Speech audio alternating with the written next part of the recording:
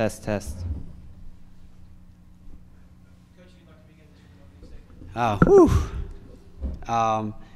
First and foremost, I want to congratulate Hofstra. They had a great run. A team that really gave us some fits all year long. Chris has done a really good job with their program, and they're a young team. And it would not surprise me at all if they're right back in this position again to contend for a championship. She's doing it the right way. They got some good players who play with a lot of heart. They came after us tonight. So congratulations to them. We need teams like that in our league, and we've gone through this thing in the last 2 years, and we've had a pretty good record. And we need other teams that are going to be really good in our league because we don't get enough credit for the CAA. I think Hofstra is a NCAA caliber basketball team. I think Drexel's an NCAA caliber basketball team. Delaware is on their upper rise. Elon, which pushed us to the limit yesterday. We have to challenge ourselves and go outside of the conference and beat up other people like we beat up each other. And if we do that, and I think we'll start getting the notoriety that this league deserves. But it was a hard-fought game. I'm extremely proud of our kids. We overcame a lot of adversity. That first half was not one to really.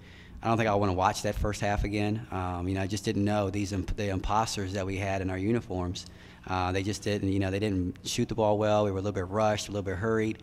But during that chaos, I thought we had a couple kids who stepped up. I thought Muff was her normal self, did a fantastic job.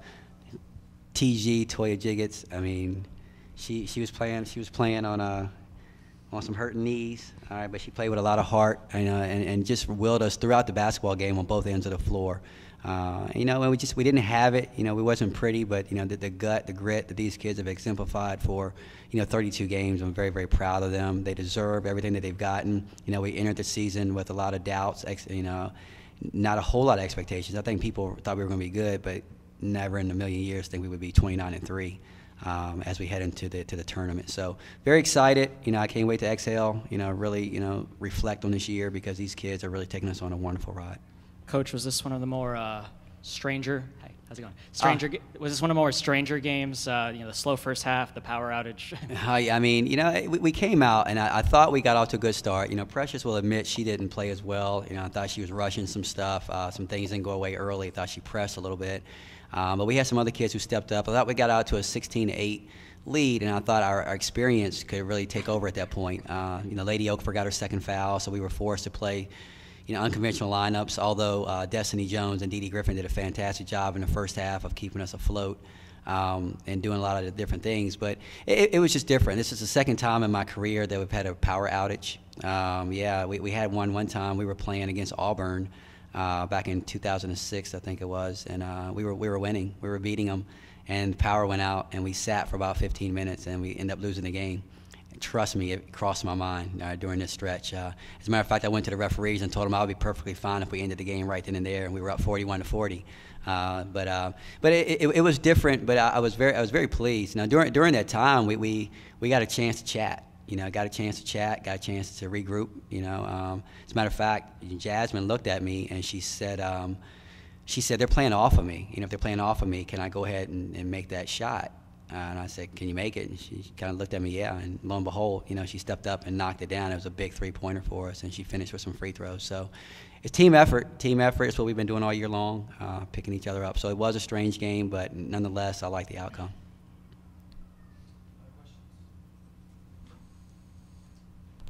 Well, Precious, was this tough for you? I mean, obviously you come away with the win, so all is well, but I don't know if you've ever gone through a day like this on the basketball court. Yeah, I didn't play the game I wanted to play, but I still did the little things that Coach wanted me to do, and I still play defense and just get my hands on ball, and then just stepping up and still cheering on my teammates and still making sure they're in the game, keep everybody up.